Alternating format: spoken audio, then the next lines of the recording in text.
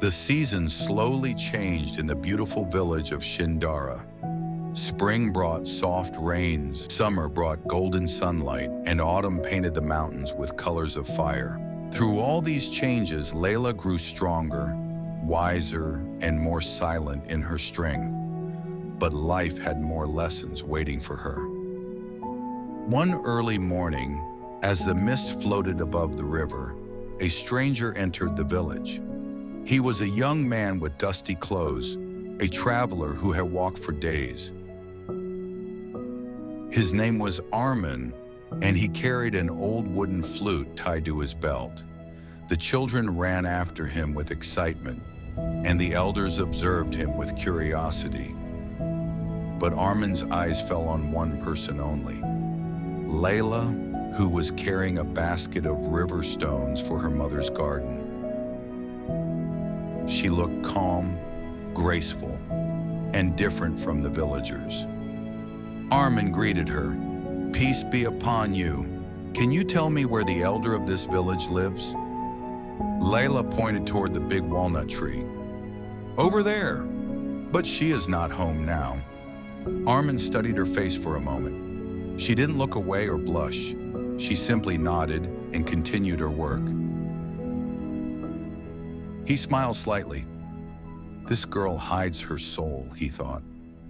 Days passed, and the village girls couldn't ignore the stranger's attention toward Layla. They whispered, "Why does he talk to her? She never laughs. She acts like she's stronger than us. She thinks she is special because Bibi Gul talks to her." The jealousy grew like a wild vine.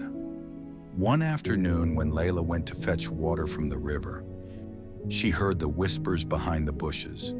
"She cries at night. I heard it from my cousin. No, she just pretends to be strong. Arman will see her weakness soon." Layla's heart shook for a moment.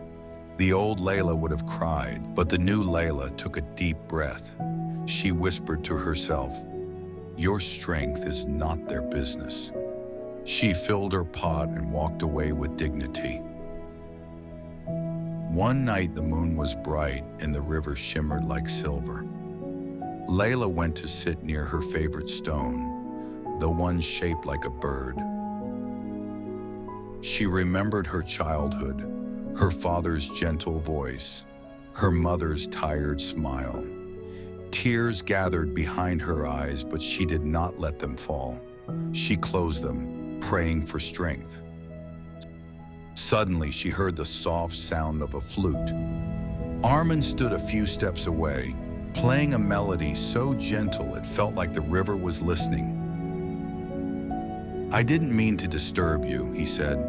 "You didn't," Layla replied softly. Armin sat on a nearby rock. "I've been to many villages," he said, "but your eyes, they hold storms." This time, Layla stayed silent. She didn't share her secrets. She didn't reveal her weakness. Armin noticed. "You trust very few people," he said quietly. "Trust is earned," Layla answered. Armin smiled. "A good answer." Every year, the village held a ceremony called the Mountain Trial to test courage and wisdom. Young people climbed halfway up the eastern mountain and brought back a symbolic stone. This year, Layla decided to participate. People whispered, "She can't do it. She's too quiet. She looks strong, but inside she's weak." Layla ignored them. The climb was steep. Sharp rocks scratched her hands. Cold winds pushed her back. But she didn't complain. She didn't ask for help. She kept going, remembering Bibi Gul's words. Strength is silent. At a difficult point, Armin appeared behind her. "Need help?" he asked. "No," she said firmly. "I need to do this alone." Armin nodded with respect and let her continue. Hours later, Layla reached the cliff and found a beautiful green stone, smooth and glowing in the sunlight. She held it close. When she returned, the villagers were shocked. Even the girls who mocked her were surprised. and Bibi Gul smiled with pride. The jealous girls couldn't accept Layla's victory, so they made a plan. They decided to spread a new rumor that Layla had begged Armand to help her climb the mountain, that she cried halfway and he carried her. When the rumor reached Layla's ears, she felt a sting in her heart, but for the first time, she didn't let it break her. She visited Bibi Gul and said, "I don't understand why people hate what they cannot defeat." Bibi Gul replied, "Because weakness envies strength, and your strength is silent. That scares them." Layla felt peace in her heart. During the annual festival, the villagers danced, played music, and lit lanterns. Armin approached Layla near the river. "I've seen many strong people," he said, "but your strength is different. You don't shout it, you carry it quietly." Layla smiled gently. "I learned that showing weakness to the wrong people invites harm."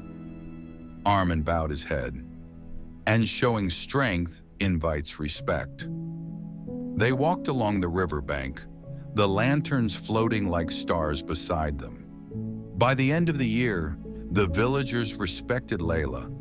The girls who once mocked her now feared her quiet power.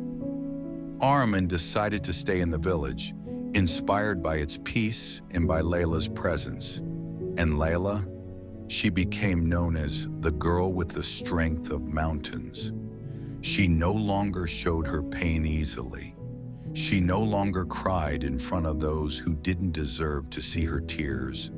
She chose her words carefully, her friends wisely, and her battles bravely. And whenever someone asked her the secret of her strength, she always said, "Protect your heart. Not everyone deserves to see your weakness." Dear listener, not every listener is a friend. Not every smile is honest. Your heart is your treasure. Guard it wisely. Strength is quiet, steady, and beautiful. True power is knowing when to speak and when to stay silent.